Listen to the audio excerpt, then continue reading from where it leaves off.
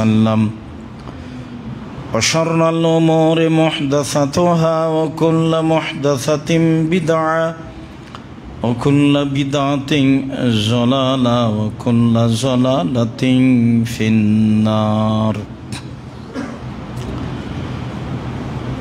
أعوذ بالله من الشيطان الرجيم يا أيها الذين آمنوا إذا نودي للصلاة من يوم الجمعة فاسعوا إلى ذكر الله وذروا البيع ذلكم خير لكم إن كنتم تعلمون عن معاوية رضي الله تعالى عنه قال قال رسول الله صلى الله عليه وسلم المؤذنون أطول الناس عنقا يوم القيامة رواه البخاري ومسلم عن أبي سعيد الخدري رضي الله تعالى عنه قال قال رسول الله صلى الله عليه وسلم لا يسمع مدى صوت المؤذن إنس ولا جن ولا شيء إلا شهد له يوم القيامة رواه البخاري ومسلم সম্মানিত দ্বীনি মুসলিম ভাই বোন, প্রশংসা আল্লাহর জন্য, শান্তি অবতীর্ণ হোক আল্লাহর রাসূলের উপর সাল্লাল্লাহু আলাইহি ওয়াসাল্লাম। আমরা একটা লম্বা সময় পার করে হলেও আমাদের চলমান বিষয়ে ফিরে এসেছি, সেটাই সামনে রেখে আমরা আলোচনা করব ইনশাআল্লাহ। বিগত দিনগুলিতে প্রারম্ভের আলোচনা ছিল পবিত্রতা নিয়ে, তারপরের আলোচনা ছিল সলাতের ফজিলত, সলাত আদায় করলে কি নেকি হবে। আজকের জুমার খুতবাই বক্তব্যের বিষয় হচ্ছে আজান দিলে কি নেকি হবে।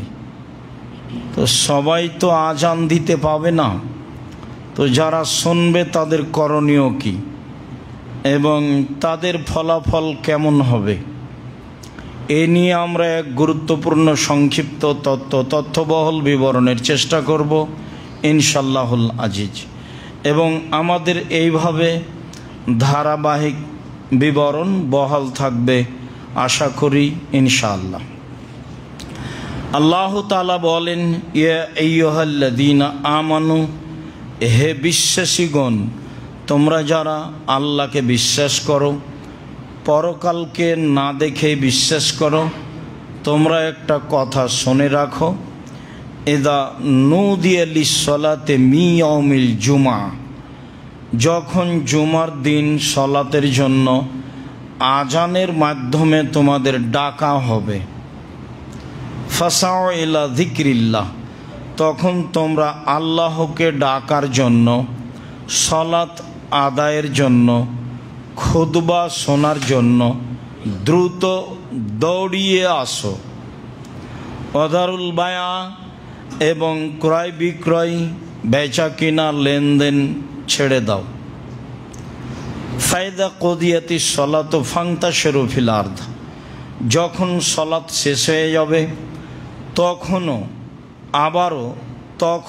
আবারও পয়সাপাতি উপার্জনের লক্ষ্যে, আল্লাহর ফজল অনুগ্রহ উপার্জনের লক্ষ্যে জমিনে ছড়িয়ে পড়ো আর আল্লাহর নেয়ামত অনুগ্রহ অর্থ সম্পদ সংগ্রহ করো।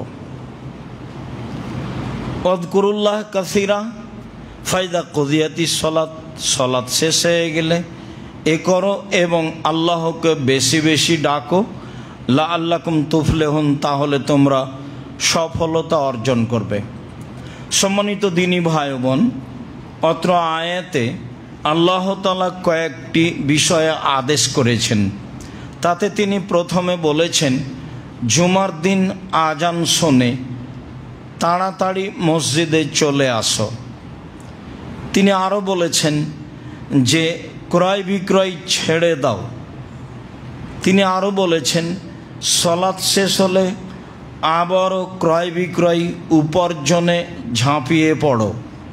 সম্মানিত দিনী ভাই বোন, অত্র আয়াতে বোঝা যায় জুমার দিনেও আল্লাহ তাআলা পয়সা উপার্জনের জন্য বলছেন।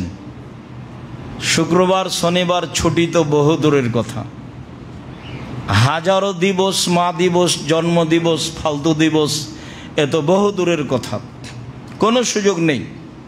মানুষকে পয়সা উপার্জন করতে হবে পুরো জীবন, যতদিন শরীরে শক্তি আছে।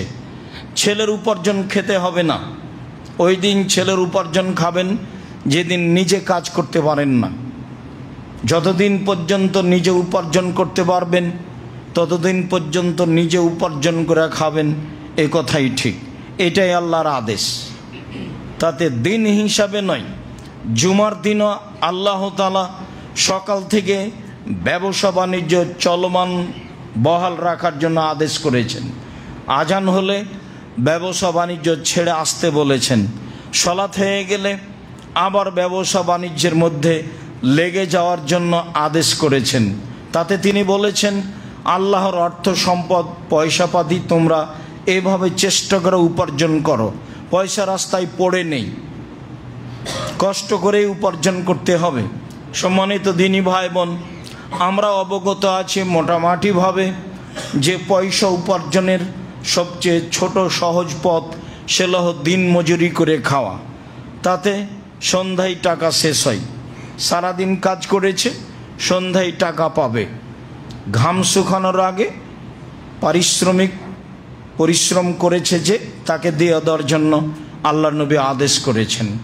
পরে আর একটা উপার্জন প্রায় দিন মজুরের মতোই, তা হলো মাসিক বেতনে চাকরি করা, যা রাসূল সাল্লাল্লাহু আলাইহি সাল্লাম আদেশ করেছেন, নির্ধারণ করেছিলেন। মাস গেলে বেতন দেওয়া হতো। এইটা মোটামুটি পয়সা 25 দিনেই শেষ হয়।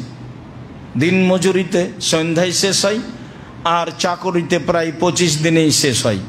5 দিন ধার কর্য করে চলে, আবার বেতন পাইলে পরিশোধ করতে করতে যা হওয়ার তাই হয়।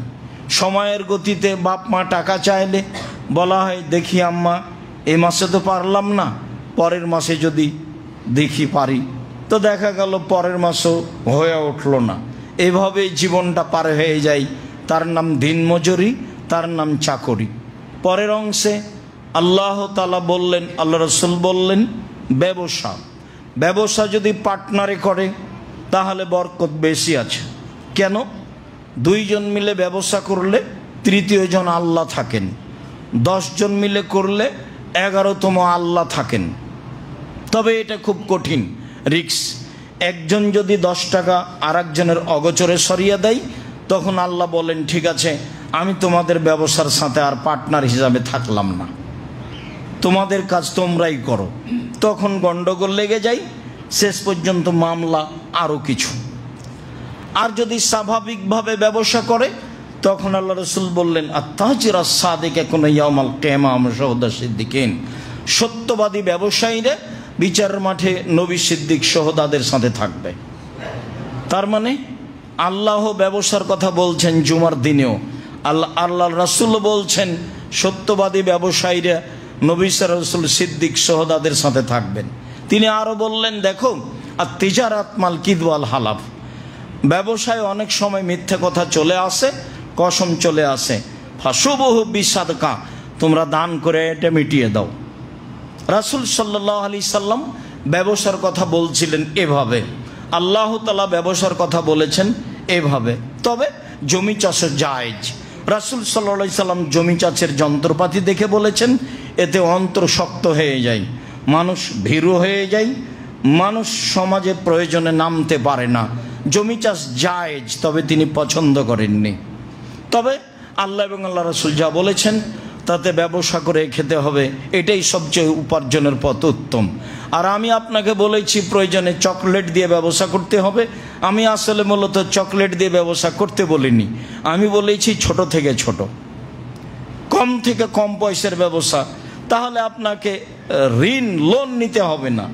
ব্যাংকে কোটি টাকা লোন নিয়ে বড় ব্যবসায়ী আপনি সাজবেন, ছেলে মেয়ের বইয়ের জন্য কোটি টাকা দামের শাড়ি কিনবেন, 550 টাকা দামের আইসক্রিম কিনবেন, ব্যাংকে কোটি কোটি টাকা পাই, এ ব্যবসার 5 পয়সা দাম নাই, শেষে 16 আনাই মিছে।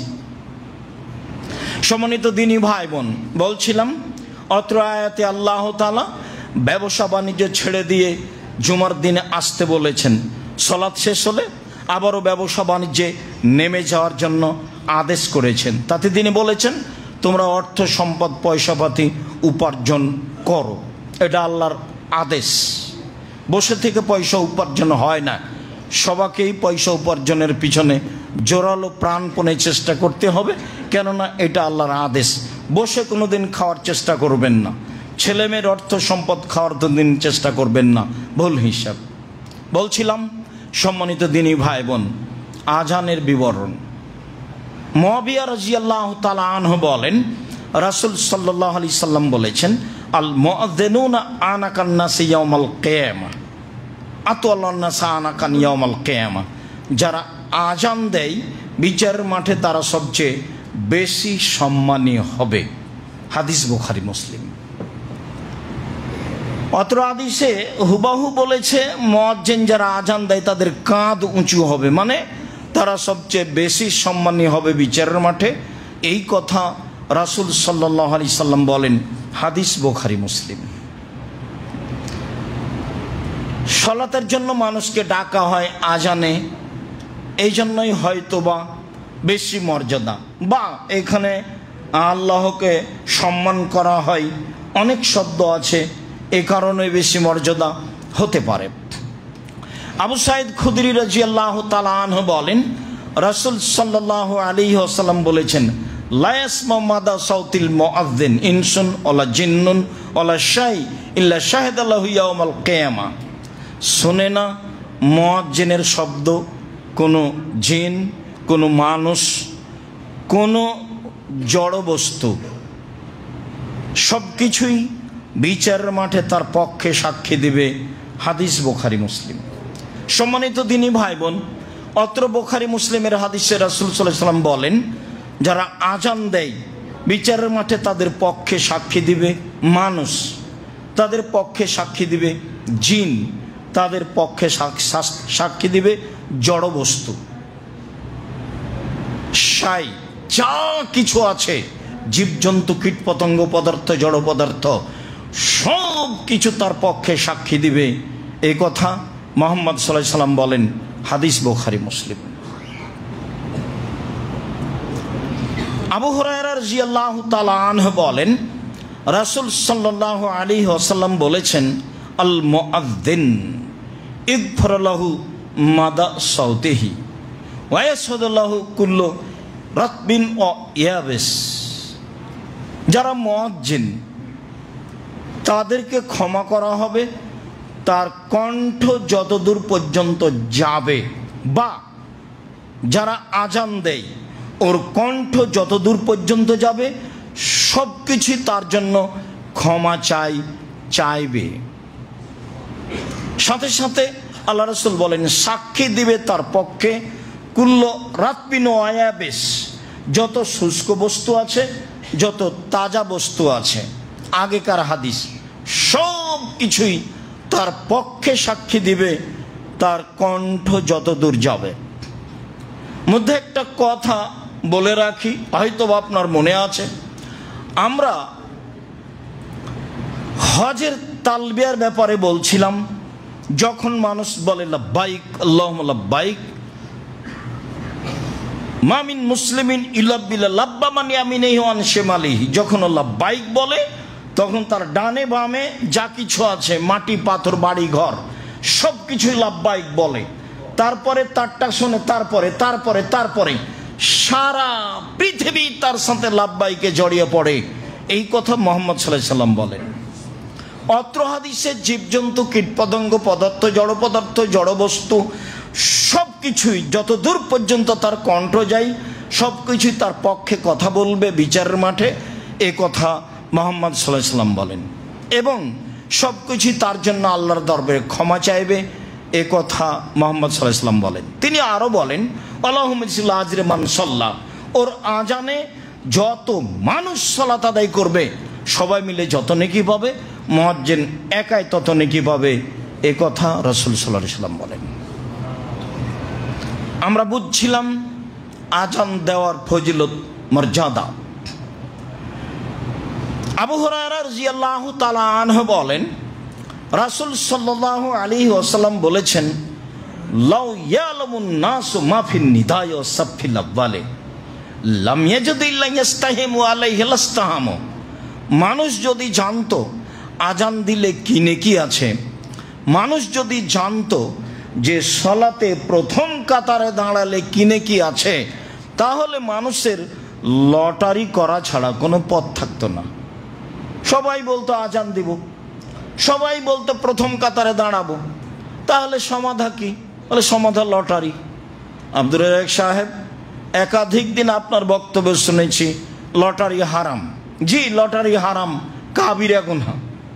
কেউ যদি বলে আসো জুয়া খেলি, তাহলে তাকে কাফারা দিতে হবে। খেলেইনি, খালি বলেছে আসো খেলি। অবাক, পৃথিবীতে দুইটা পাপ আছে, না করেই মানুষ পাপী। তার একটা হচ্ছে কেউ যদি কাউকে বলে আসো জুয়া খেলি, লটারিও জুয়া।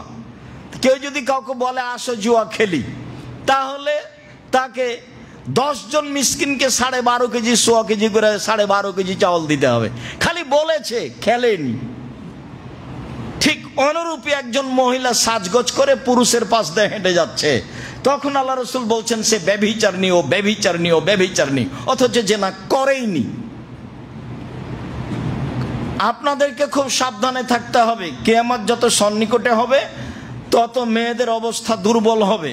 রাসূল সাল্লাল্লাহু আলাইহি ওয়াসাল্লাম বলেছেন, একজন মহিলার পিছনে 50 জন, 70 জন, হাজারো লাখো পুরুষ মহিলা ধাওয়া করবে একজন পুরুষের পিছনে। তারা অবৈধ সম্পর্ক রাখবে। রাসূল সাল্লাল্লাহু আলাইহি ওয়াসাল্লাম বলেছেন, এতাহারাজুনা তাহারুজাল হিমারে, গাধা যেমন গাধীর সাথে মিলে লজ্জা বোঝে না, ষাঁড় যেমন গাভীর সাথে মিলে লজ্জা জানে না, মানুষ তেমন খোলা মাঠে জেনা করবে, লজ্জা বুঝবে না। খুব সাবধান সম্মানিত দিনী ভাই বোন। রাসূল সাল্লাল্লাহু আলাইহি সাল্লাম এখানে এভাবে বললেন, মেয়েটা জেনা করেইনি, খালি সাজগোজ করে পুরুষের পাশ দিয়ে হেঁটে গেছে, ও ব্যভিচারিণী। তাহলে এখন আপনার চোখে এই যে রাস্তাঘাটে হাঁটালো কোটি কোটি নারী, প্রায় সবাই ব্যভিচারিণী। মুহাম্মদ সাল্লাল্লাহু আলাইহি সাল্লামের সিদ্ধান্তে, হাদিস সহিহ। আপনাকে ভাবতে হবে, এই কথার সুযোগ নেই। রাসূল সাল্লাম বলেছেন যেটা, সেটাই চূড়ান্ত। সম্মানিত দিনী ভাই বোন, বলছিলাম রাসূল সাল্লাল্লাহু আলাইহি সাল্লাম বললেন, মানুষ যদি জানতো প্রথম কাতারে কি আছে, আজান দিলে কি আছে, তাহলে লটারি করা ছাড়া পথ থাকতো না। মনে রাখবেন, যেই লটারিতে পয়সা খরচ হয় না, আপনারও টাকা যায়নি, আমারও যায়নি, সে লটারি জায়েজ। ওই যে আপনারা গ্রামে যখন মাছ মারতেন, তখন মাছ ভাগ করা হতো মাটির ওপরে ফাঁকা জায়গায়। তখন আমরা তো গ্রামের মানুষ, সেই জন্য আমি বুঝি। এখন আপনি আমার কথার সাথে একমত কি না কে জানি, না বুঝলে তো আপনি, না জানলে তো বুঝতে পারবেন না। এখন আপনার মনটা চাচ্ছে ওই ভাগটাতে বড় মাছটা আছে, এই ভাগটাতে বড় মাছটা আছে। আমভাবে যদি বলে দেওয়া হয় যে কোনটা কে নেবে, তাহলে সবাই ওটা নিতে যাবে। এই লটারি করো, লটারি করো, নাম লিখো 10টা কাগজে, দিয়ে একজনকে দাও যে তুমি কাগজগুলো ফেলে দাও। ও কিন্তু জানে না যে কাগজে কার নাম আছে, এমনিতেও ফেলে দিল, একটা ভাগে গিয়ে আপনার নাম পড়লো, আপনার কিছু বলার নেই। এই লটারি জায়েজ। যেই লটারিতে আরেকজনের পয়সা নষ্ট হয় না, আর যেটা লটারি যে যদি লেগে যায় 40 লক্ষ টাকা, তো এইখানে একেবারে ডাহা মিথ্যা। হাজারো মানুষের টাকা মেরে একজনকে দেয়, এটা একটা বড় ধরনের জুয়া, এটা একটা ব্যবসা, এটা হারাম, ন্যাক্কারজনক, নোংরা, মহাপাপ। 20 টাকা দিয়ে লটারি কিনলে আজীবন তওবা করতে হবে, অশ্লীল কাজে লিপ্ত হয়ে আজীবন ক্ষমা চাইতে হবে। যেমন মানুষকে হত্যা করে আজীবন ক্ষমা চাইতে হবে, যেমন 20 টাকা দিয়ে লটারি ক্রয় করলে আজীবন ক্ষমা চাইতে হবে, তেমন সবাই সিরিয়ালে বড় পাপ। দেখেন আপনি কে বড় ক্ষতিগ্রস্ত, বইটা পড়েন। বই পুস্তক কিনবেন, আমি খালি বললেই কিনবেন, কিনে দিয়ে দিবেন রাস্তাঘাটে, অন্য জায়গাতে, মসজিদে, যেখানে আমরা যেতে পারি না সেখানে দিবেন, সহযোগিতা করবেন দিনের, তাহলে আপনি কিছু নেকি পাবেন। দেখেন লটারি মহা পাপ। তো রাসূল সাল্লাল্লাহু আলাইহি সাল্লাম বলছেন, লটারি ছাড়া কোনো পথ থাকতো না, যে লটারিতে পয়সা খরচ হয় না, কাউকে প্রতারণা দেওয়া হয় না, সে লটারি জায়েজ। এরপরে তিনি বললেন লা ইয়ালামুনা ফিত তাহজিরে, মানুষ যদি জানতো জোহরের সলাতে কি আছে, লাস্তাবাকু ইলাইহি, তাহলে দৌড়িয়ে জোহরের সলাত আদায় করতে যেত। মানুষ যদি জানতো মাহফিল আতামাতে অসুবহে, এশার সলাত আদায় করলে কি হয় আর ফজরের সলাত আদায় করলে কি হয়, তাহলে লাতাহুম আলাউ কানা হাবুয়ান, হামাগুড়ি দিয়ে হলেও যেত। স্বাভাবিকভাবে যদি যেতে না পারে তো হামাগুড়ি দিয়েও হলে যেত, যদি জানতো ফজরের সলাতে কি আছে আর এশার সলাতে কি আছে। এই দুইটা সলাতই আমাদের জন্য বেশি ভারী, বিশেষভাবে ফজর। সলাতের অভাব নাই, তাসবিহ তাহলিলের অভাব নাই, কিন্তু ফজরের সলাতে নেই। প্রায় মানুষ ফজরের সলাতে নেই। যেটা বারবার বলেছি সেটাই মনে রাখতে হবে, রাত 10টায় ঘুমিয়ে যেতে হবে, যে কোনো মূল্যে, যে কোনো মূল্যে রাত 10টায় ঘুমিয়ে যেতে হবে, রাত 3টায় উঠবেন, আপনিও শান্তি পাবেন আর আল্লাহকে ডাকা হবে। কেননা আপনার জন্যই আল্লাহ নেমে এসেছেন প্রথম আকাশে। আপনি যদি কিছু না বলেন তো উনি নেমে আসলেন যে, আপনার সাথে কথা বলার জন্য তিনি সপ্তম আকাশ থেকে প্রথম আকাশে নেমে এসেছেন। কেন আপনি উঠবেন না, একটু কিছু বলবেন না? 2 রাকাত সালাত আদায় করে একটু কিছু বলেন, যেটা চান সেটা একটু কিছু বলেন, বলা উচিত। উনি তো শোনার জন্য এসে আছেন। সম্মানিত দিনী ভাই বোন, আব্দুল্লাহ ইবনে উমর রাদিয়াল্লাহু তাআলা আনহু বলেন, রাসূল সাল্লাল্লাহু আলাইহি ওয়াসাল্লাম বলেছেন, ইযা কালাল মুআজ্জিন আল্লাহু আকবার ফাকালা আহাদুকুম আল্লাহু আকবার, মুয়াজ্জিন যখন বলে আল্লাহু আকবার, অতবার তোমাদের শ্রোতা কোনো ব্যক্তি বলে আল্লাহু আকবার, সুম্মা কালা আশহাদু আল্লা ইলাহা ইল্লাল্লাহ ফাকালা আশহাদু আল্লা ইলাহা ইল্লাল্লাহ, তো শ্রোতাও বলে আশহাদু আল্লা ইলাহা ইল্লাল্লাহ, সুম্মা কালা আশহাদু আন্না মুহাম্মাদুর রাসূলুল্লাহ, মুয়াজ্জিন বলল এটা, তো শ্রোতা বলল আশহাদু আন্না মুহাম্মাদুর রাসূলুল্লাহ, তারপর মুয়াজ্জিন বলল হাইয়া আলাস সালাহ, তখন শ্রোতা বলল লা হাওলা ওয়ালা কুওয়াতা ইল্লা বিল্লাহ, বাহ্যিকভাবে আন্তরিকভাবে নড়াচড়া করার কোনো শক্তি নাই তোমার শক্তি ছাড়া। আবার মুয়াজ্জিন বলল হাইয়া আলাল ফালাহ, কল্যাণের জন্য আসো। আগের বাক্য সালাত আদায় করতে আসো, পরের বাক্য কল্যাণের জন্য আসো। আবার আপনি বললেন লা হাওলা ওয়ালা কুওয়াতা ইল্লা বিল্লাহ, বাহ্যিকভাবে আন্তরিকভাবে নড়াচড়া করার কোনো শক্তি নেই তোমার শক্তি ছাড়া।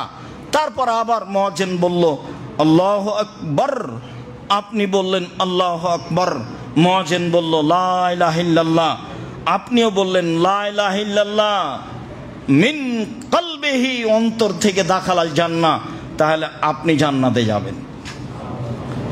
মুয়াজ্জিনের কথা এখানে কিছু বলা হয়নি, বলা হয়েছে আমি আর আপনি যারা পিছে পিছে আছে। আব্দুর রাজ্জাক সাহেব, আমি যেখানে থাকি একসাথে 50টা আজান হয়। আচ্ছা যাক, আপনি চেষ্টা করবেন একটা আজানের উত্তর দেওয়া, না হয় পাশে যেটা আছে সেটা চেষ্টা করবেন, চেষ্টা করা লাগবে, তাছাড়া এমনি হয় না। আমি নিজে একাধিক দিন দেখেছি, যখনই আজান হচ্ছে আমার শাশুড়ি গোবিন্দগঞ্জ, গাইবান্ধা, রংপুর, ফাঁসিতলা, চাঁদপাড়া, যে আশেপাশে ছেলে মেয়ে যখন বাচ্চারা একটু হইচই করতো তখন বলতেন এই শরত তোমরা শরত, তোমাদের কারণে একটু আজানের জবাব দিতে পারি না। আজান হওয়ার সাথে সাথে আমার শাশুড়ি দেখতাম যে রেডি হয়ে গেছে আজানের উত্তর দেওয়ার জন্য, মানে সব কাজ বন্ধ, প্রস্তুতি তার আজানের উত্তর দিবে। আমি একাধিক দিন এরকম দেখেছি। রাসূল সাল্লাল্লাহু আলাইহি সাল্লাম বলেন, অন্তর থেকে কেউ যদি আজানের উত্তর দেয় তাহলে সে জান্নাতে চলে গেছে। এই কথা মুহাম্মদ সাল্লাল্লাহু আলাইহি সাল্লাম বলেন।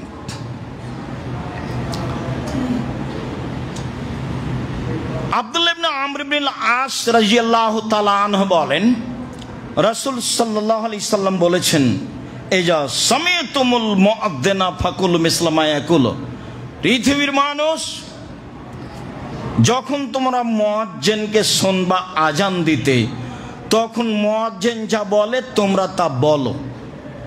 পৃথিবীর মানুষ যখন তোমরা মুয়াজ্জিনকে আজান দিতে শুনবে তখন মুয়াজ্জিন যা বলে তোমরা তা বলো।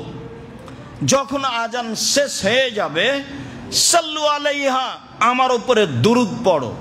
সাল্লু আলাইয়া, তোমরা আমার উপরে দুরূদ পড়ো।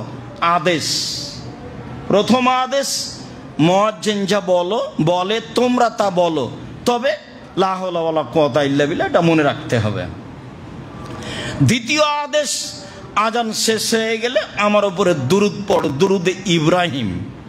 পরের বাক্যে তিনি বলছেন মান সাল্লা আলাইয়া সালাতান সাল্লাল্লাহু আলাইহি ওয়া আশারান, কেউ যদি আমার উপরে একবার দুরূদ পড়ে তাহলে আল্লাহ তাআলা তার উপরে 10 বার রহমত বর্ষণ করেন, তার প্রতি দয়ার দৃষ্টি দেন।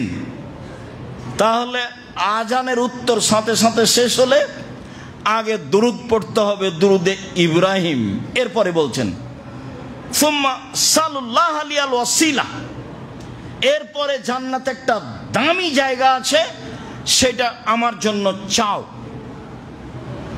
জান্নাতে একটা দামি জায়গা আছে, সেইটা আমার জন্য চাও। শোনো, লা তামবাগি ইল্লা লিআবদিন মিনাল ইবাদ, সেই জায়গাটা আল্লাহর কোন বান্দার জন্য শোভনীয় নয়, মাত্র একজন।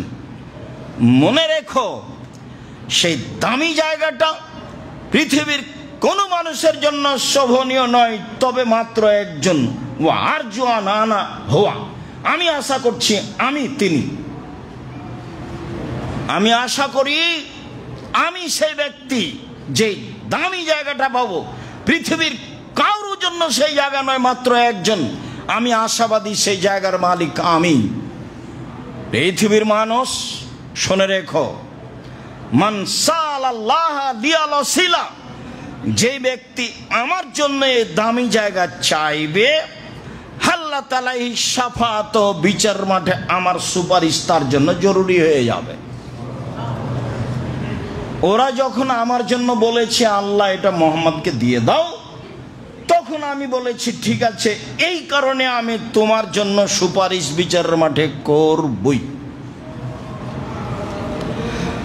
জাবের রাদিয়াল্লাহু তাআলা আনহু বলেন, রাসূল সাল্লাল্লাহু আলাইহি ওয়াসাল্লাম বলেছেন, মান কালা হিনা ইয়াসমাউ নিদা, আজান শেষে আজান শুনে যে ব্যক্তি বলল আল্লাহুম্মা রাব্বা হাযিহি দাওয়াতি তাম্মা ওয়া সালাতিল কায়েমা, হে এই পূর্ণ আহ্বানের প্রতিপালক, এই প্রতিষ্ঠিত সালাতের প্রতিপালক, শোনো, আতি মুহাম্মাদানিল ওয়াসিলা ওয়াল ফাদিলা, মুহাম্মদ সাল্লাল্লাহু আলাইহি সাল্লামকে দামি জায়গাটা দিয়ে দাও।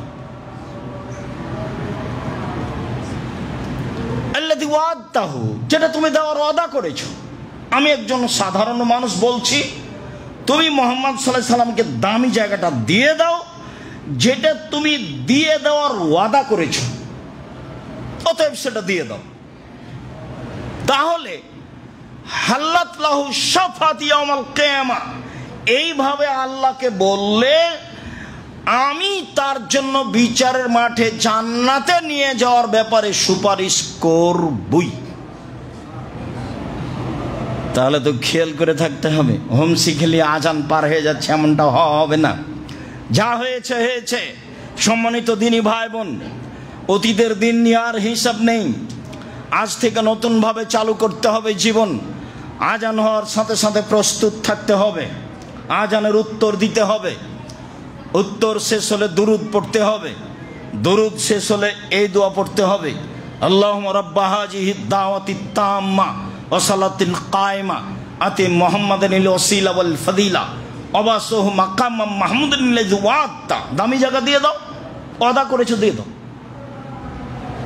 দামি স্থান দিয়ে দাও, যেটা ওয়াদা করেছো সেটা দিয়ে দাও।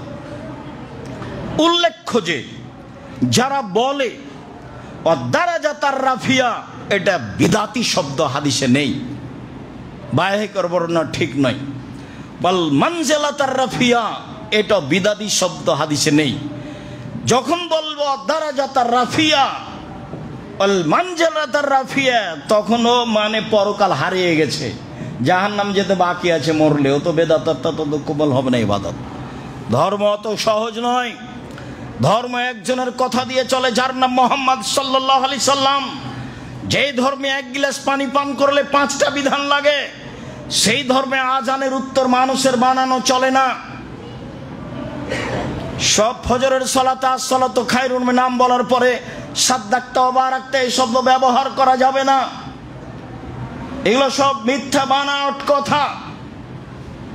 আসসালাতু খায়রুন মিনান নাম আপনাকে বলতে হবে। একামতের জবাবে আকামাল্লাহু আদামাহা বলা যাবে না, এই হাদিস ঠিক নয়। আজানও যা একামতও তাই, আজানও যা একামতও তাই।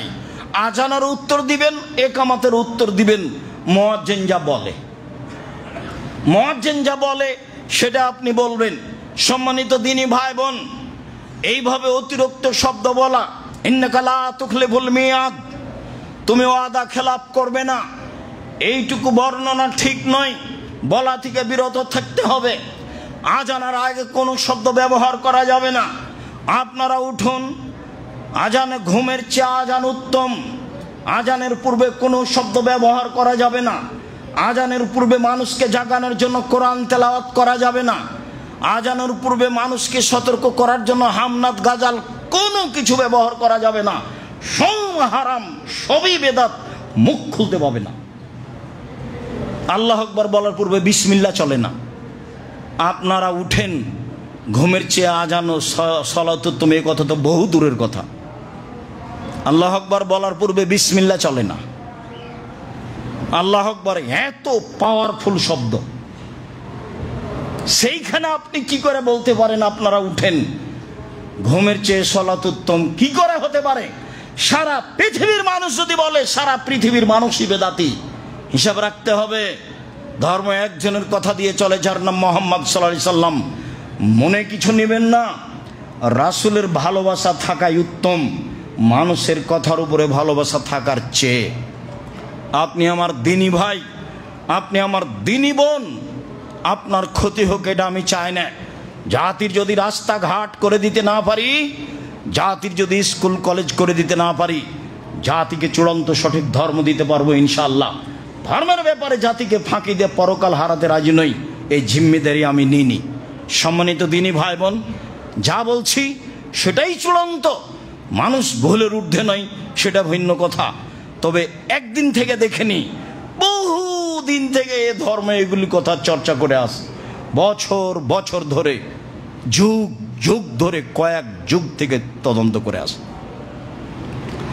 সম্মানিত দিনী ভাই বোন, আবু হুরায়রা রাদিয়াল্লাহু তাআলা আনহু বলেন, রাসূল সাল্লাল্লাহু আলাইহি ওয়াসাল্লাম বলেছেন, মান সামিআন নিদা সুম্মা কালা, কেউ যদি আজান শুনে তারপরে বলে, আশহাদু আল্লা ইলাহা ইল্লাল্লাহু ওয়াহদাহু লা শারীকা লাহু ওয়া আশহাদু আন্না মুহাম্মাদান আবদুহু রাসূলুহু, আমি সাক্ষ্য দিচ্ছি আল্লাহ ছাড়া কোনো মাবুদ নেই, তার শরীক নেই।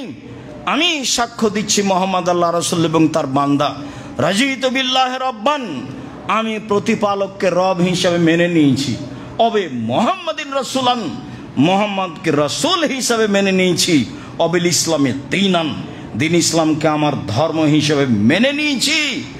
তো গফিরা লাহু জামবহু, তাহলে তার সব পাপ ক্ষমা। ওয়াজাবাত লাহুল জান্নাহ, তার জন্য জান্নাত জরুরি। বলছিলাম যে আজানের উত্তর সাথে সাথে দিয়ে যেতে হবে। আজান শেষ হলে দুরুদে ইব্রাহিম পড়তে হবে, তারপরে আগের দোয়াটি পড়তে হবে, আল্লাহুম্মা রাব্বা হাযিহি দাওয়াতি তাম্মা।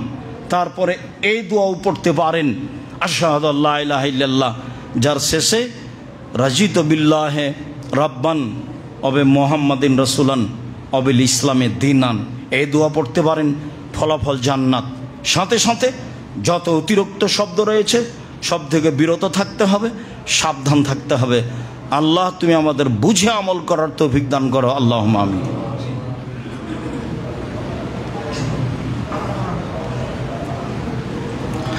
আলহামদুলিল্লাহি ওয়াহদা ওয়াসসালাতু ওয়াসসালামু আলা মান লা নাবিয়্যা বাদা। আনাস রাদিয়াল্লাহু তাআলা আনহু বলেন, কানান নবী সাল্লাল্লাহু আলাইহি সাল্লাম ইগুরে জাতালাল ফজর, আল্লাহর নবী যখন কোনো শত্রুদের উপরে আক্রমণ করতেন, শত্রু যখন প্রস্তুত থাকত বিরোধিতা করার জন্য, তখন তিনি শত্রুর উপরে আক্রমণ করলে ফজরের সলাতের সময় করতেন। যখন ফজরের আজান হবে, কানা ইস্তামিউল আজানা, কোনো এলাকায় গেলে ফজরের টাইমে আগে কান লাগিয়ে শুনতেন যে কেউ আজান দিচ্ছে নাকি।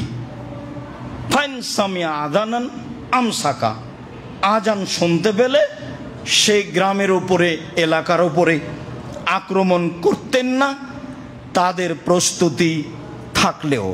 ফাসামিয়া রাজুলান কালা আল্লাহু আকবার আল্লাহু আকবার, হঠাৎ এক গ্রামে গিয়েছেন, শুনলেন আল্লাহু আকবার আল্লাহু আকবার, তখন তিনি বললেন আলাল ফিতরা, লোকটি তাওহীদের উপরে রয়েছে, একাত্মবাদের উপরে রয়েছে।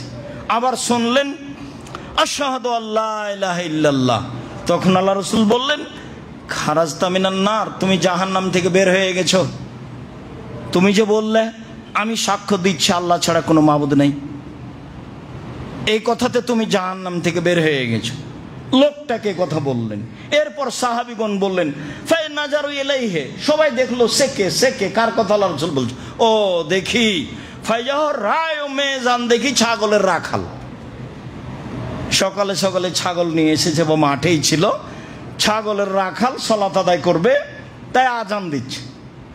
তখন আল্লাহ রাসূল বললেন যে তুমি জাহান্নাম থেকে মুক্তি পেয়ে গেছো, আজান দিয়েছে সেজন্য। উকবা ইবনে আমির রাদিয়াল্লাহু তাআলা আনহু বলেন রাসূল সাল্লাল্লাহু আলাইহি সাল্লাম বলেছেন ইয়া জাবু রাব্বুকা মিন রায়ে গানামিন আলা রাসে সাজিয়াতে জাবালিন। শোনো উকবা ইবনে আমির, তোমার প্রতিপালক না রাখালের আজানে খুশি হয়ে গেছেন। তোমার প্রতিপালক রাখালের আজানে পাহাড়ের চূড়ায় খুশি হয়ে গেছেন। একজন রাখাল কয়েকটা ছাগল নিয়ে পাহাড়ের উপরে চলে গেছে, ওখানে ছাগল চড়াই, তো তার আজানে ও খুশি হয়ে গেছেন। ঘটনা কি? রাখাল কি করলো? ইয়জনবি সলাত ইসল্লি, দেখেন প্রতিপালক যে লোকটি আজান দেয় সলাত আদায় করে। তো আল্লাহ তাআলা বলছেন উনজুরু ইলা আবদি হাজা, পৃথিবীর মানুষ তোমরা এই লোকটার দিকে তাকিয়ে দেখো। ইয়দ্দিনুকুমিস সালাহ, এই লোকটা পাহাড়ের চূড়ায় আজান দেয় সলাত আদায় করে। ওয়া ইয়াখাফু মিন্নি, আমাকে ভয় করে, আজান দেয় সলাত আদায় করে, আমাকে ভয় করে। গাফারতু লাহু, আমি তাকে ক্ষমা করে দিলাম। আদখালতুল জান্নাহ, আমি তাকে জান্নাতে দিয়ে দিলাম। হাদিস সহিহ। যে কোনো জায়গাতে আছেন আজান দিয়ে সালাত আদায় করার চেষ্টা করবেন। আর দুই ওয়াক্তে একসাথে পড়লে এক আজান দুই একামত, সম্ভবপর আজান দিয়ে সালাত আদায় করবেন। মাঠে হোক, ঘাটে হোক, বাড়িতে হোক, যেখানে হোক না কেন, যেখানেই হোক না কেন, পাহাড়ের চূড়ায় আজান দিয়ে সালাত আদায় করছে।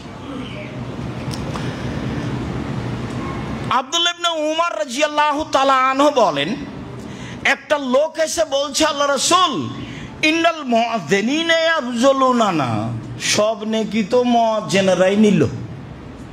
যেভাবে আপনি বললেন তাতে সব নেকি কার? মুআযযিনের, ওরাই তো সব নিল। আমরা যেটা বুঝছি সাহাবীগণ সেটা বলছেন। আল্লাহর নবী মুআযযিনেরা তো সব নেকি নিয়ে দিল, তো কি করব আমরা?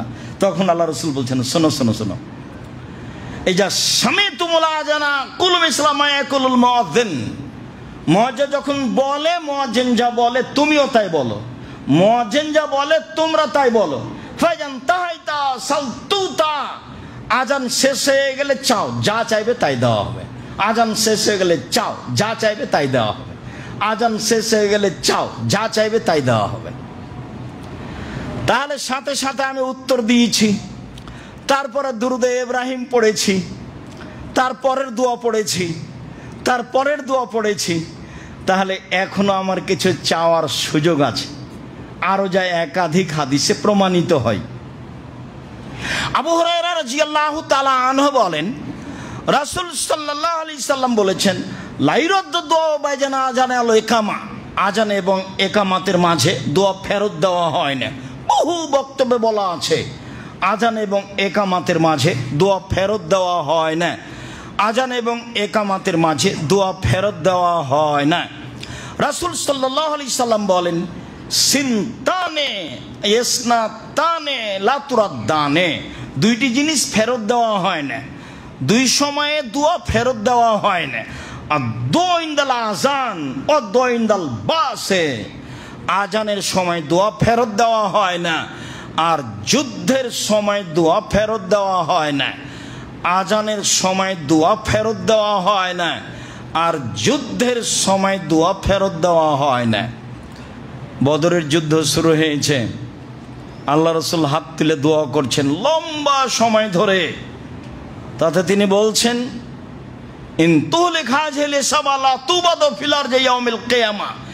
আজ বদরের যুদ্ধে 313 জন মানুষ ধ্বংস হয়ে গেলে কিয়ামত পর্যন্ত তোমাকে ডাকার মতো কোনো মানুষ থাকবে না।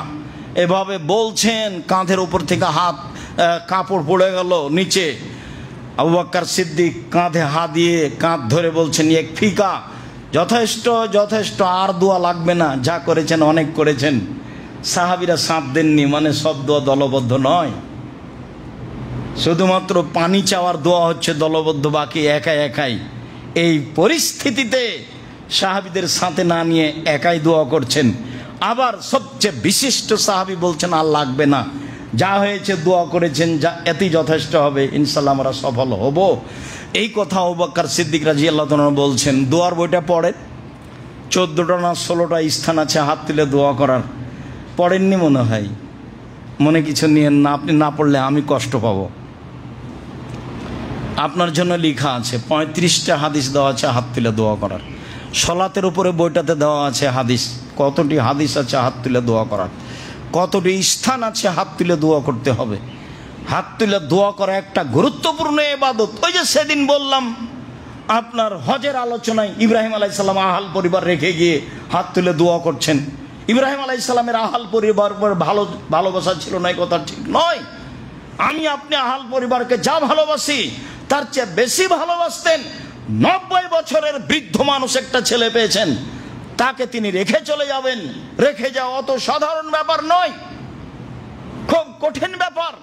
বৃদ্ধ বয়সে একটা সন্তান, দেখতে সুন্দর ঝকঝকে, শুধু সন্তান রেখে যেতে হবে না, বউ রেখে যেতে হবে, যেখানে মানুষজন নেই, ঘাস পাতা নয়, কোনো কিছু নেই, এরকম একটা নির্জন জায়গায় রেখে যেতে হবে। আদেশ হয়েছে তাই চলে যাচ্ছেন, নিরুপায় হয়ে দোয়া করছেন, পরিবারের কিছু অংশ রেখে দিলাম তোমার কাবা ঘরের পাশে, যেখানে মানুষজন নেই, ঘাস পাতাও নেই। হাত তুলে বলছেন, ওখানে তো কাবা ঘর নেই। বলছেন তোমার কাবা ঘরের পাশে, ওখানে তো কাবা ঘর নেই, কিছুই নেই। সেদিন একটা কথা থেকে গেছিল, মনে আছে কি না, যখন বারবার ফিরে আসছেন সাফা পাহাড় মারোয়ার পাহাড় থেকে, বাচ্চার অবস্থা দেখছেন, বাচ্চা ভাবছেন বাচ্চা মনে হয় পিপাসার কারণে মারা যাচ্ছে। এবার আসছেন 7ম বারের বারে, তখন বলছেন কি চান, কে কি প্রয়োজন, পানির। তখন ছেলের পায়ের আঘাতে পানি, জমজম পানি বের হয়নি, স্বয়ং জিবরাইল আলাইহিস সালাম পায়ের আঘাত দিয়ে জমজম পানি বের করেছিলেন। ওটা মিথ্যে কথা, ছেলের পায়ের আঘাতে জমজম পানি চালু হয়নি, ওটা মিথ্যে কথা। এই কথাটা সেদিন থেকে গেছিল। জিবরাইলের পায়ের আঘাতে তিনি জমজম পানি বের করলেন। পানি তো ওখানে প্রস্তুত আছে আগে থেকেই, রহস্যটা আল্লাহর হাতে। নইলে এখানে কেন তিনি বলবেন মসজিদে? ইব্রাহিম আলাইহিস সালাম রেখে দিলেন তার পরিবারকে জমজম কূপের উপর, কাবা ঘরের পাশে। জমজম কূপের উপর, কাবা ঘরের পাশে তো জমজম কূপ এখানেই আছে। আল্লাহ রাসূল বলছেন এভাবে। কারণ ইব্রাহিম আলাইহিস সালাম জানতেন, কিন্তু তো বলতে পারছেন না, এখনো কিছুর অর্ডার হয়নি, কিছু বলতেও বলা হয়নি। কত সমস্যা একটার পর একটার পর একটার পর আছে। রেখে চলে গেলেন, কুরবানি হলো না, আবার আসলেন। তারপরে জিজ্ঞাসা করলেন, বৌমাকে বিবাহ হয়ে গেছে ছেলের, বললেন বাড়িতে আছে, বাড়ি থেকে বলল জি না। কোথায় গেছে? শিকার করতে গেছে। কখন আসবে? সন্ধ্যায় আসবে। কেমন আছো? খুব একটা ভালো নেই। ঠিক আছে, আসলে চৌকাঠ পরিবর্তন করতে বলিও আর সালাম দিতে বলিও। যে সন্ধ্যার সময় কি ব্যাপার, কে এসেছিল? যে একজন বৃদ্ধ মানুষ এসেছিলেন। কি বললেন? বললেন কেমন আছো? বললাম খুব একটা ভালো নেই। তিনি কি বললেন? বললেন যে ঠিক আছে, আসলে সালাম দিয়ে চৌকাঠ পরিবর্তন করতে বলিও। বলছে তিনি আমার আব্বা তোমাকে তালাক দিতে বলে গেছেন, তোমার উত্তর ভালো হয়নি, ইলহাকে এলাহালেক, তুমি তোমার বাপের বাড়ি চলে যাও। কত বড় সুন্দরী দেখারও সুযোগ নেই, কত বড় চাকরি করো সেটাও দেখার সুযোগ নেই, কোনো সুযোগ নাই। যাহাই বলিয়েছেন তাহাই হইবে। অনেক দিন পরে আবার বিবাহ দিয়েছে মায়ের, ছেলের বিবাহ হয়েছে। আবার আসলেন, দরজায় আওয়াজ করলেন, কে? বাড়িতে আছে? জি না। কোথায় গেছে? শিকার করতে গেছে। কখন আসবে? সন্ধ্যায় আসবে। কেমন আছো? আলহামদুলিল্লাহ ভালো আছি। এখন কথা বাড়ছে। কি খাও? গোশত আর পানি। এটা উত্তর। তখন এটা জিজ্ঞাসা করেননি, মানে ওই পর্যন্ত যাননি তিনি। যখনই বলেছে ভালো নেই, তখন আর বাকি নাই কথা। মানে কেমন আছো? খুব ভালো আছি। তখন বলেছেন কি খাও? বলে গোশত আর পানি। ঠিক আছে, আল্লাহ তোমাদের গোশত এবং পানিতে বরকত দেয়, আল্লাহ যেন বরকত দেয়। আসলে আমার সালাম দিও, চৌকাঠটা বহাল রাখতে বলিও। তো এই কথা বলে চলে গেলেন। যাওয়ার তাই হলো। বহুদিন পরে আবার এসে বলছে যে আব্বু কাবা ঘর তৈরি করতে হবে, আল্লাহ বলেছেন। একটার পর একটা আসছেন, সিরিয়া থেকে বা ইরাক থেকে বা কোথা থেকে, ফিলিস্তিন থেকে। সম্মানিত দিনী ভাই বোন, বলছিলাম রাসূল সাল্লাল্লাহু আলাইহি সাল্লাম যা বললেন আজানের উত্তরের ব্যাপারে এবং আজানের ব্যাপারে, আবু হুরায়রা রাদিয়াল্লাহু তাআলা আনহু বলেন রাসূল সাল্লাল্লাহু আলাইহি সাল্লামের সাথে আমরা একদা ছিলাম। তো বেলাল দাঁড়ালো, আজান দিল। আজান শেষে আল্লাহ রাসূল বললেন, শোনো, মান কানা হাদা ইয়াকিনান দাখালাল জান্নাহ। কেউ যদি আজানের উত্তর আল্লাহকে বিশ্বাস করে দেয় তাহলে জান্নাতে চলে গেছে। কেউ যদি আজানের উত্তর আল্লাহকে বিশ্বাস করে দৃঢ়তার সাথে দেয় তাহলে জান্নাতে চলে গেছে। এই কথা মুহাম্মদ সাল্লাল্লাহু আলাইহি সাল্লাম বললেন। আবু হুরায়রা রাদিয়াল্লাহু তাআলা আনহু বলেন রাসূল সাল্লাল্লাহু আলাইহি সাল্লাম বলেছেন, মান আযানা ইসনাতাইনে আশারা। কেউ যদি 12 বছর আজান দেয় তাহলে ওয়াজাবাত লাহুল জান্নাহ, সে জান্নাতে যাবেই। একজন সাহাবী বলছেন, আল্লাহ নবী আমাকে এলাকার মুয়াজ্জিন করে দেন, আমাকে এলাকার ইমাম করে দেন। তখন আল্লাহ রাসূল বলছেন, ঠিক আছে তোমাকে ইমাম করে দিলাম, তবে তুমি একটা মুয়াজ্জিন ঠিক করিও যে বেতন নেবে না। আজান বেতন ছাড়া দেওয়াই উত্তম। তবে আজান দিলে জীবিকা নির্বাহের অন্য পথ বন্ধ থাকে, তখন টাকা নিতে পারে, একটা বেতন নিতে পারে। তার প্রমাণে আবু বকর সিদ্দিক রাদিয়াল্লাহু তাআলা আনহু খলিফা নির্বাচনের পরে কাপড়ের বোঝা নিয়ে চলে যাচ্ছেন বাজারে। তোমার বলছেন কি ব্যাপার, আপনি বাজারে গেলে কাজ হবে কি দিয়ে? বলে আমি যদি বাজারে না যাই সংসার চলবে কিভাবে? বলে ঠিক আছে, আপনার ভাতা নির্ধারণ করা হবে, আপনি বাজারে গেলে হবে, কাজ তো করতে হবে। মানে ভাতা নির্ধারণ করা হলো। ওমরের ছিল, রাসূল সাল্লাল্লাহু আলাইহি ওয়াসাল্লাম ভাতা নির্ধারণ করেছিলেন আজান বিনা বেতনেই দেওয়া ভালো, তবে যদি তার না চলে তাহলে জনগণ দিবে, এটাই ভালো। বলছিলাম আনাস রাদিয়াল্লাহু তাআলা আনহু বলেন রাসূল সাল্লাল্লাহু আলাইহি ওয়াসাল্লাম বলেছেন, উতলবু এজাবাতাদ দুআয়ে। পৃথিবীর মানুষ তোমরা দোয়া কবুলের জায়গা খুঁজো, পৃথিবীর মানুষ তোমরা দোয়া কবুলের জায়গা খুঁজো। তো বলেন কোথায়? ইনদাল আজান, আজানের সময়, ওয়াইন্দাল বাসে, যুদ্ধের সময়, ওয়াইন্দাল মাতারে, বৃষ্টি যখন হয় তখন। বৃষ্টি যখন খুব জোরে হচ্ছে তখন অজু করে কেবলামুখী হাত তুলে দোয়া করবেন। যুদ্ধের পরিবেশ তো অনেক সময় আমাদের কাছে থাকে না, তবে দুইটা সময় সব সময় পাবেন। একটা তো আজান দিন রাত আছে, আর একটা বৃষ্টির সময়, বৃষ্টি যখন জোরে হচ্ছে তখন অজু করে কেবলামুখী হাত তুলে দোয়া করবেন। এই তিনটে সময়ে রাসূল সাল্লাল্লাহু আলাইহি সাল্লাম বললেন যে তোমরা দোয়া কবুলের জায়গা খুঁজো, দোয়া কবুলের জায়গা খুঁজো। তো বলেন সেই জায়গা কি? বলে সেটা আজানের সময়, সেটা বৃষ্টি হয় যখন তখন, সেটা যুদ্ধের সময়। মাখুল রাদিয়াল্লাহু তাআলা আনহু বলেন রাসূল সাল্লাল্লাহু আলাইহি সাল্লাম বলেছেন, এই যে নুদিয়া লিস-সালাহ ফাতিহাত আবু সামায়ে, যখন আজান দেওয়া হয় তখন আকাশের দরজা খুলে দেওয়া হয়। উস্তুজিবাত দুআও, যে দোয়া করা হয় সেটা কবুল করা হয়, যে দোয়া করা হয় সেটা কবুল করা হয়। এমনিতেই একাধিক দিন আমরা বলেছি, অবগত আছি যে রাত 12টার পরে আকাশের দরজা খোলা হয়, দিন 12টার পরে আকাশের দরজা খোলা হয়, আজানের সময় আকাশের দরজা খোলা হয়, পুরো রমজান মাসে আকাশের দরজা খোলা থাকে। যখন আকাশের দরজা খোলা থাকে তখন দোয়া বেশি কবুল হয়। মর্মে রাসূল সাল্লাল্লাহু আলাইহি ওয়াসাল্লাম এই সময়গুলিকে মূল্যায়ন করেছেন। বিশেষভাবে আজানের সময় তিনি এই সময়টাকে মূল্যায়ন করতেন। মর্মে সম্মানিত দিনী ভাই বোন, আপনারা যারা ডান দিকে দাঁড়িয়ে আছেন পিছনে গিয়ে দাঁড়াতে হবে। এইখানে দাঁড়ালে তো যারা টয়লেটে গেছে তারাও বের হতে পারে না, আর যারা আসবে ওযু করার জন্য তারাও আসতে পারে না। তাহলে আপনাদেরকে তো একটু খেয়াল করতে হবে ভাইজান, আপনারা ওই পিছনে গিয়ে দাঁড়াবেন যদি জায়গা না থাকে, যাতে করে আর একজন আসতে পারে আর যাতে করে আর একজন যেতে পারে, পথ বন্ধ হয়ে যায়। আমি আপনাদের আন্তরিকভাবে শুকরিয়া আদায় করি। আজকের জন্য জরুরি কথা, আজকের জন্য জরুরি কথা যে আজান হওয়ার সাথে সাথে প্রস্তুতি নিব, আজানের উত্তর দিব ইনশাল্লাহ, যে কোনো মূল্যে ইনশাল্লাহ। ফলাফল অনেক। 2, আজান শেষ হলে আগে দুরুদে ইব্রাহিম পড়ব, তারপরে দোয়া পড়ব, আল্লাহুম্মা রাব্বা হাযিহিদ দাওয়াতি তাম্মা, মুখস্থ না থাকলে করে নিব। তারপরে আমভাবে দোয়া, হাত তুলে করেন। পৃথিবীর অন্য অন্য দেশে এই সময় হাত তুলে দোয়া করা হয়। এর অর্থ এই নয় যে দলবদ্ধ, আপনি আপনার মতো আমি আমার মতো।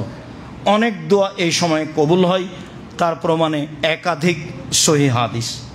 জরুরি থেকে জরুরি যে অংশ তাতে হচ্ছে দারাজাতার রাফিয়া, এই বাক্য বলা যাবে না।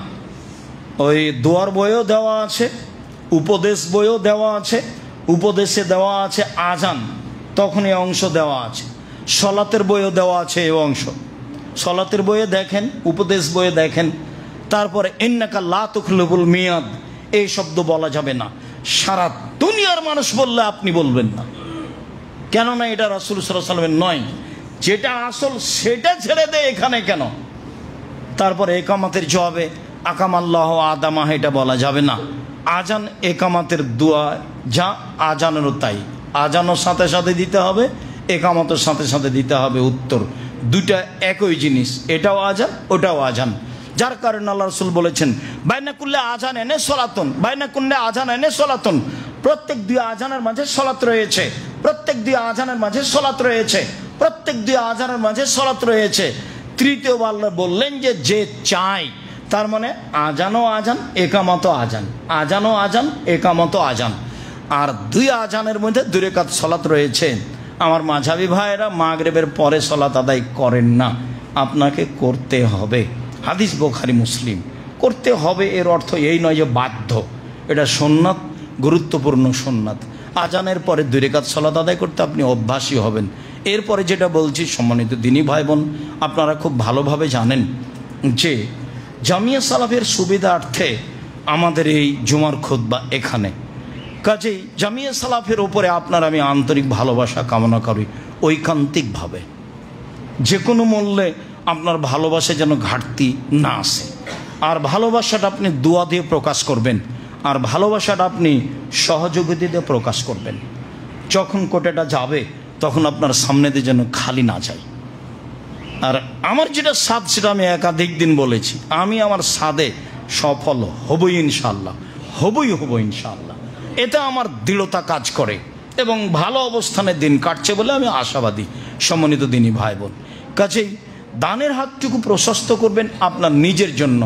দেওয়া হাত ভালো নেওয়া হাতের চেয়ে। আর সালাম ফেরার পরপরই দাঁড়াবেন না, এ অভ্যাস ভালো নয়। হাইকোর্টও নেই, জজ কোর্টও নেই। আজকে তো জুমার দিন, আর আজানের সূচনাতে শুনেছি আল্লাহ বলেছেন কোনো দিন ছুটি নেই, কোনো দিবস নেই, জুমার দিনও উপার্জন করতে হবে। ব্যবসা বাণিজ্য জুমার দিনও চালু থাকবে। দোকান বন্ধ করে জুমার সলাতে আসতে হবে, এটা আল্লাহর আদেশ। সলাত আদায় করে আবার দোকান খুলতে হবে, এটা আল্লাহর আদেশ। তাহলে আমি আর আপনি কোন অবস্থায় আছি? সবাইকেই পয়সা উপার্জন করতে হবে, এটা আল্লাহর আদেশ। আল্লাহর আদেশগুলি ফলো করার চেষ্টা করবো ইনশাআল্লাহ। আল্লাহ আমাদের যারা মারা গেছে তুমি তাদের কবরের শাস্তি মাফ করো। আমরা যারা অসুস্থ বাড়িতে হাসপাতালে তুমি তাদের আরোগ্য দান করো। যারা গাজাতে অসহায় অবস্থায় দিন কাটাচ্ছে তুমি তাদের সাহায্য করো। তুমি সর্বশক্তিমান, তোমাকে বিশ্বাস করি, তুমি পরাক্রমশালী, তুমি সর্বশক্তিমান, তুমি যা ইচ্ছা তাই করতে পারো, এটা আমাদের বিশ্বাস। এই বিশ্বাসে সরিষার সমপরিমাণ ত্রুটি নেই। বিশ্বাসের ভিত্তিতে তোমার দরবারে দাবি জানাচ্ছি, তুমি এদের সাহায্য করো।